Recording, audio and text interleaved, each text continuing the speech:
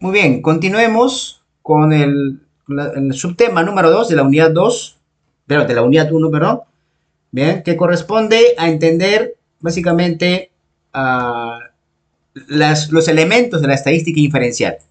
Para ello, ¿no? Recuerden que la estadística inferencial tiene que ver, recuerden, la diferencia entre descriptiva e inferencial.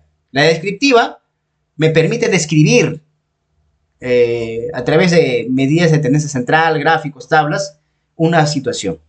En cambio, la estadística inferencial tiene otro objetivo muy distinto, que su objetivo es analizar una población grande, 3.000, 4.000, 5.000, 1.000.000, 3.000.000, a partir de una muestra. Pero esa muestra tiene que ser suficiente y adecuada. No es cualquier muestra, ¿no? Entonces, esa muestra tiene que, si reúne esas condiciones, esa muestra puede extrapolarse los resultados a toda la población. O sea, es generalizable, ¿no? Y eso tenemos un claro ejemplo en los estudios, por ejemplo, que estamos de repente en campaña electoral, los estudios de encuestas, ¿no?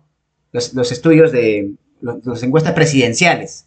Entonces vamos a ver, por ejemplo, una encuestadora. Hay muchos tipos de investigación de mercado. Hay muchas empresas de investigación de mercados.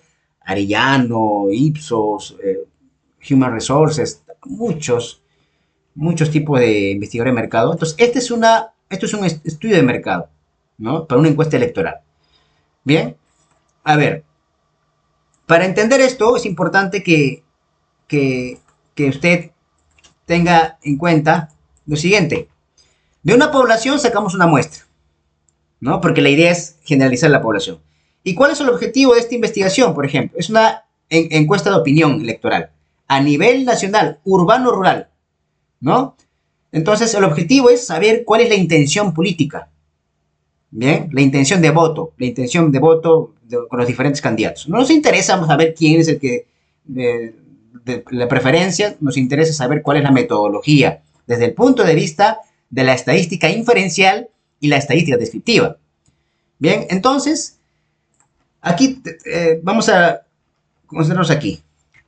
Esta es una encuesta nacional, 24 millones de personas, 24 millones de personas, ¿no? Es la cantidad de la población a nivel nacional.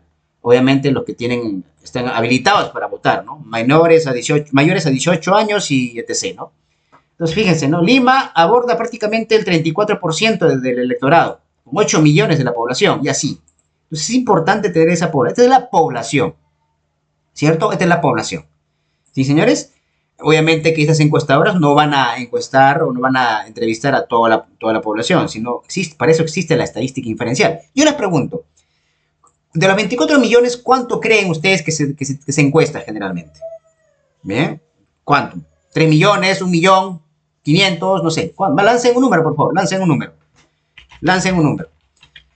Entonces, para poder hacer, eh, obviamente para poder, ¿no? Ustedes, para que esa muestra, digamos que sea, profesor, quiere 1 millón, creo, de los 24 millones, 1 millón. Entonces, ese 1 millón de personas encuestadas, sus resultados tienen que ser generalizables para toda la población. Por eso la estadística inferencial, sus resultados son generalizables a la población. Bien, entonces ahí está. Entonces, ¿cómo sacamos el tamaño de la muestra? Porque la muestra tiene dos condiciones, que tiene que ser suficiente, es decir, un tamaño de muestra adecuado, ¿no? Y representativo. Dos condiciones, ¿no? Primera condición, tamaño de muestra. Vamos a Google y vamos a calcular calculadora del tamaño de la muestra, ¿no? Por ejemplo, le muestran muchas calculadoras. Vamos a colocar esta acá, SurveyMonkey, calculadora del tamaño de la muestra, ¿no? Esta es una fórmula, detrás hay una fórmula, ¿no? Son fórmulas estadísticas que ustedes han visto en pregrado, ¿no? Fórmulas del tamaño de muestra. O sea, si quieres hacerlo de manera manual, ¿no? Son fórmulas un poco grandes que ya, bueno, todo ya lo tienen aplicado, ¿no? Entonces, el tamaño de la población tenemos que saber. En este caso, profesor, son 24 millones, ¿cuánto? A ver, ¿me ayuda? 24 millones 760 mil 62. Así, ¿no? Ahí está. 24 millones 760 mil 62. Ahí está. A ver, estamos ahí. Sí, ¿no? 760, 062.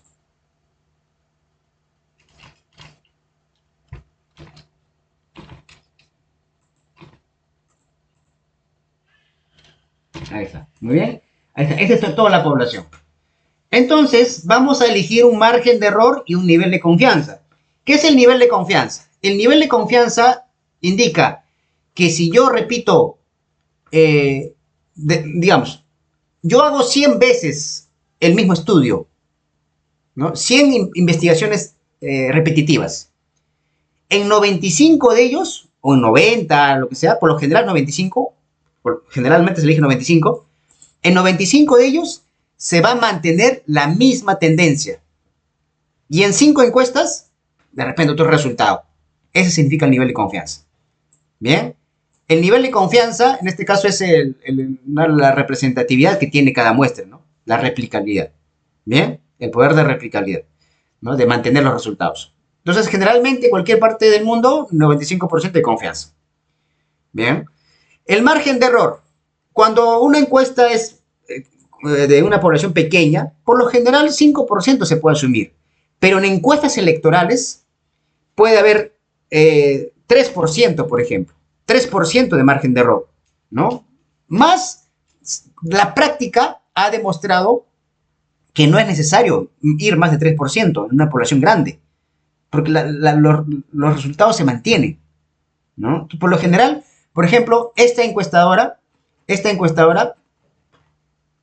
¿cuánto ha considerado? El nivel de confianza 95% y margen de error 2.8%. Está bien, esa es ya una práctica que la mayoría de las encuestadoras, casi todas las encuestadoras ya siguen aproximadamente ese margen de error.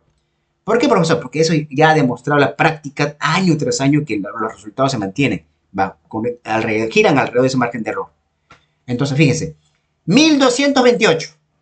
Quiere decir, profesor, que los 24 millones vamos a elegir 1225 personas. Profesor, acá dice 1210. Bueno, acá lo habrán redondeado. De repente es 2.75, 2.70, no lo sé, 74, digamos, ¿no? Bueno, más o menos, ¿no? Lo habrán redondeado. Bien, entonces, 1.200 personas. Profesor, me caigo de espaldas porque 1.200 personas, ¿cómo es posible de 24 millones? Eso es el poder de la estadística inferencial, señor. Bien, pero ahí no acaba. Es fácil elegir un tamaño de muestra, pero lo difícil es llegar a ellos. Y esa es la segunda condición, que tiene que ser representativo. ¿Y cómo yo garantizo que sea representativo? A través de una metodología de muestreo. La metodología de muestreo hay dos formas, muestreo probabilístico y no probabilístico. No probabilístico es cuando, por ejemplo, yo quiero encuestar a mi vecino para ver su opinión. Yo quiero encuestar a esta persona por teléfono, por WhatsApp. Es un criterio subjetivo y eso no es generalizable porque no es representativo. La persona de Puno, la persona de Arequipa, la persona de Tumbes no tuvo la misma posibilidad de ser seleccionado en su lista. Entonces, existe otro tipo de muestreo que se llama probabilístico. Bien, probabilístico. Entonces, en este tipo de muestreo, si queremos que esa muestra de 1.200 pueda representar a los 24 millones, tenemos que seguir un control estricto de este tipo de muestreo. Es un tema muy amplio, muy complejo. Esto se roba prácticamente el 100% del presupuesto en investigación. Digamos que si el presupuesto es 80.000 soles para este tipo de investigaciones, esto se lleva el 80.000 soles. ¿Por qué? Porque tenemos que ir a cada localidad, ¿no? Tenemos que ir a cada zona, cada región, si fue seleccionado ahí, ¿no? Entonces, digamos que usted vive en tal distrito. Profesor, a mí nunca me han encuestado, pero seguramente han encuestado esa zona que usted, o ese área, o ese manzana, o esa localidad, o ese asociación, no lo sé, hubo una persona, o ese distrito, de repente ese distrito han sido seleccionados 10, entonces han venido, entonces han elegido de manera probabilística. Por más que no le haya encuestado a usted, usted ha sido representado, porque esa persona ha sido elegido al azar. Bien, entonces hay muchas localidades, zonas, es un poquito complejo esto, ese es el tipo de muestreo probabilístico.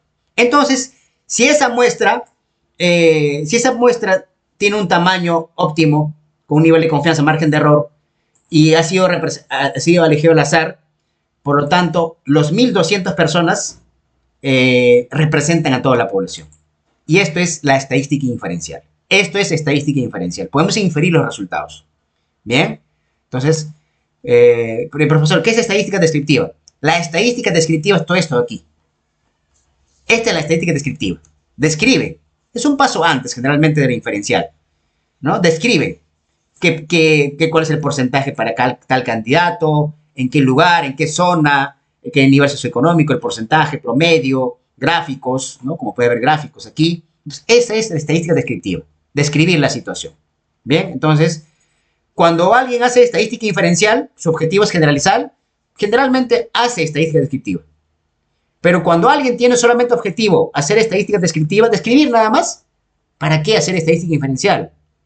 Bien, entonces, tener en cuenta. Entonces, esto ha sido el caso que quería comentarles para, generalmente hacen estudio de mercado. Estudio de mercado, por ejemplo, para ver la satisfacción de un producto, para ver la incorporación de un producto nuevo, para ver qué opinan, ¿no? Obviamente, conjunto con otros tipos, otros métodos, como focus group, ¿no? Complementan este tipo de estudios. Bien, entonces, esto ha sido el objetivo. Estadística descriptiva y estadística inferencial.